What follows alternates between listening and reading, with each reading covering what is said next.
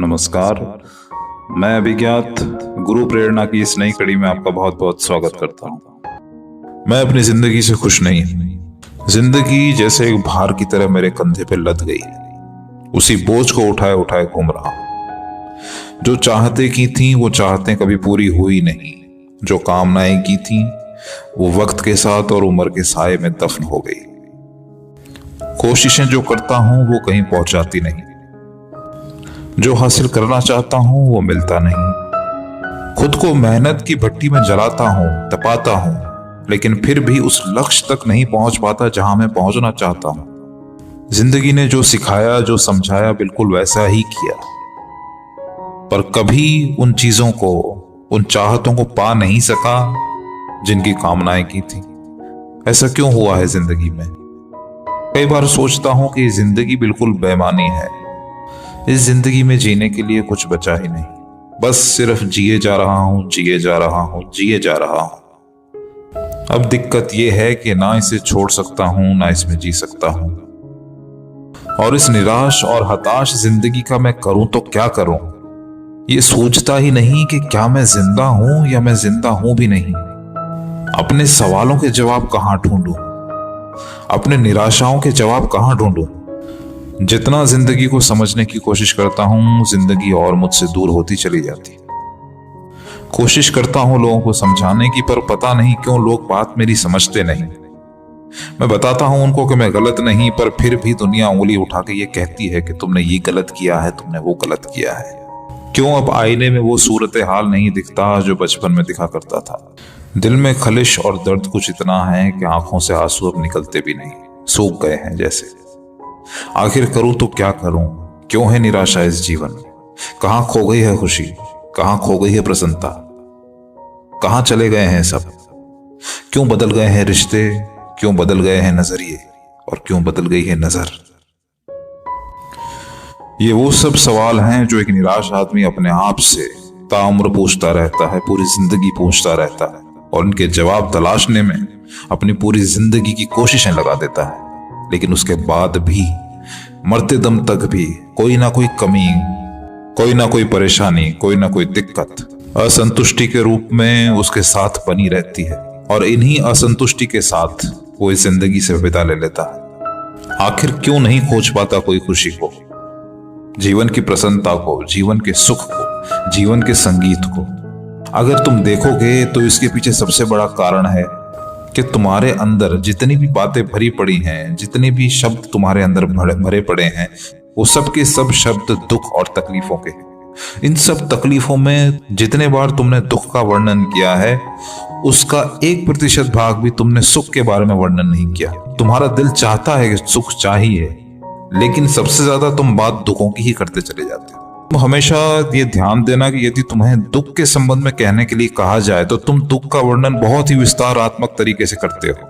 या कोई भी आदमी अगर दुख के बारे में वर्णन करे तो उसका वर्णन बड़े विस्तार रूप से कर सकता है, लेकिन जब सुख के बारे में उससे पूछा जाता है तो उसका वर्णन बड़ा ही संक्षिप्त होता है। दुनिया में 99% लोग तुम्हें दुखी मिलेंगे। सुख में होंगे तो भी उस सुख में भी दुख की ही बात करते मिलेंगे। तुम दुख को अपनी जबान में, अपने दिमाग में बार बार रिपीट करते चले जाते हो, और इसीलिए दुख तुम्हारे वजूद से कभी विस्मृत होता ही नहीं, तुम्हारे वजूद का ही अंग बनता चला जाता है। और ये एक ऐसा बीज है जिसके पेड़ बनने में वक्त नहीं लगता, और तुम उसी पेड़ को अपने शब्दों से और अपनी सोच से सींचते चले जाते हो पूरी उम्र भर। दुख है, दुख चल रहा है, दुख हो रहा है, परेशान हो रहे हो, परेशानियां हैं। इन सब के बीच में क्या एक भी सुख की बात तुम्हारे दिमाग ने सोची? क्या सुख का एक भी बीज तुमने अपने अंदर बोया है? क्या कभी तुमने खुद से कहा है कि दुख वुख सब छोड़ो, इस जिंदगी में मैं सुखी हूं, मैं औरों से बेहतर हूं, जो जिंदगी मुझे मिली है वो बेशकीमती है और मैं उसे जी रहा हूं, इसलिए मैं सुखी हूं। पर हम इस बारे में नहीं सोचते।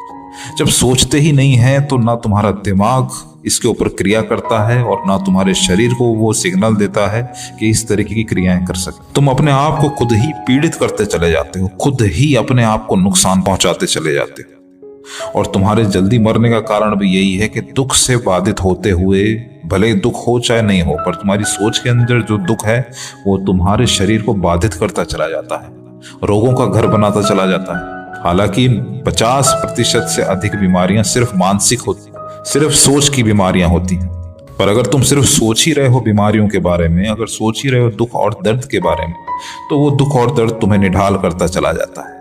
सूरज उगता भी है और सूरज डूबता भी है। तुम अपनी कामनाओं से उस उगते हुए सूरज को प्रकाश के रूप में, सकारात्मक ऊर्जा के रूप में देख लेते हो, और उस डूबते हुए सूरज को नकारात्मक ऊर्जा के रूप में, एक दर्द के रूप में डूबते हुए देखते हो। तुम पतझड़ को देखते हो तो तुम्हें दुख लगता है, बारिश गिरती हुई लगती है तो तुम्हें दुख लगता है। पर उसी को अगर अलग नजरिए से देखो तो वही पतझड़ पुराने दुखों को झाड़ के नए सुखों के पत्तों को जन्म देता है। वही डूबता हुआ सूरज तुम्हें ये कहता है कि घबराना मत इस रात से, मैं कल फिर नई ऊर्जा के साथ तुम्हारी जिंदगी में आऊंगा। पर तुम्हारी सोच की दिशा ही उस तरफ तुम्हें नहीं जाने देती। और ये परेशानी आज की नहीं है, ये परेशानी चलती आ रही है इंसान के साथ सालों सालों, बहुत लंबे वक्त से। इसकी कोशिशें ढूंढी गई हैं, इसका उत्तर ढूंढा गया है, पर उस उत्तर को अपनाना इतना आसान नहीं। लोग कोशिश करते हैं कई किताबें पढ़ने की, लोग कोशिश करते हैं कई प्रेरणादायक कहानियों को, वक्तव्यों को सुन के अपने जीवन के अंदर परिवर्तन लाने की। परिवर्तन आता भी है, लेकिन वो बहुत धीरे आता है, क्योंकि आपकी प्रायोरिटी आपकी इच्छाओं से बनती है, और आपकी इच्छा है जीवन में प्रसन्नता लाने की, सुख लाने की, शांति लाने की। पर आपने उस प्रायोरिटी को सबसे ऊंचे दर्जे पे नहीं रखा। आप दुख का गीत गाए चले जा रहे हो, गुनगुनाए चले जा रहे हो, और उस दुख के गीत को गा के ही खुशी मांग रहे हो। ये कैसे संभव है? यदि अंधेरा मिटाने के लिए अंधेरे से लड़ने की कोशिश करोगे तो पूरी जिंदगी बीत जाएगी उससे लड़ने में, और फिर भी रोशनी तक नहीं पहुंच पाओगे। और बिना कोशिश के ही सिर्फ एक दिया जलाने से ही उसी अंधकार पे तुम हमेशा के लिए जीत हासिल कर लोगे। चलिए आपको 2 तरीके ऐसे बताता हूं जिसके माध्यम से आप अपनी निराशा पे थोड़ा काबू पा सकते हैं। पहला तरीका है कि 24 घंटे के लिए, मात्र 24 घंटे के लिए आपको अपने दिमाग के नेगेटिव विचारों को सोचना बंद करना पड़ेगा। अब आप कहेंगे ये कैसे संभव है? बिल्कुल संभव है। आप सिर्फ अपने मन में इतना ठान लीजिए कि 24 घंटे के लिए मेरे को हर बात सकारात्मक ही सोचनी है, पॉजिटिव ही सोचनी है। जब आप अपने मन और मस्तिष्क में ये ठान लेंगे तो इससे ये होगा कि ये बात आपके अवचेतन मन में, आपके अवचेतन मस्तिष्क में, अनकॉन्शियस माइंड में जाके संग्रहित हो जाएगी।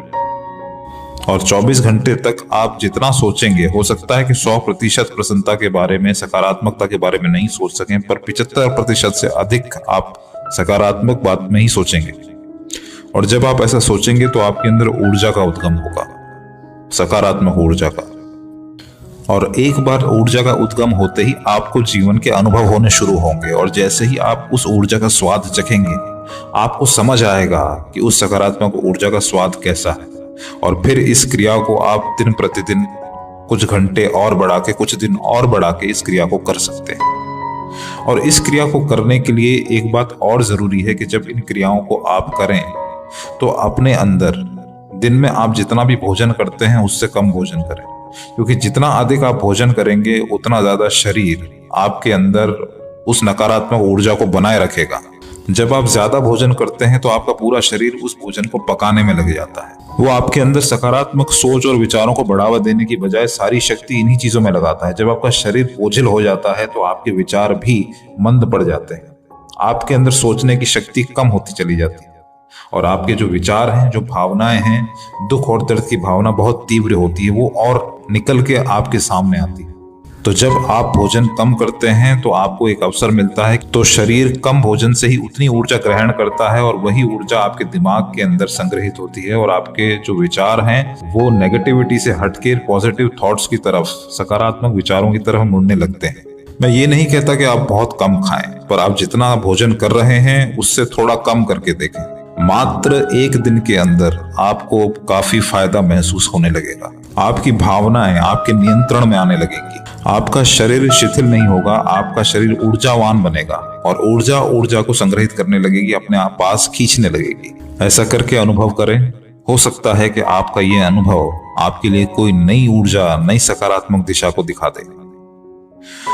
आज के वीडियो को मैं यहीं समाप्त करता हूं। आज की चर्चा के संबंध में ये कुछ मेरे विचार थे।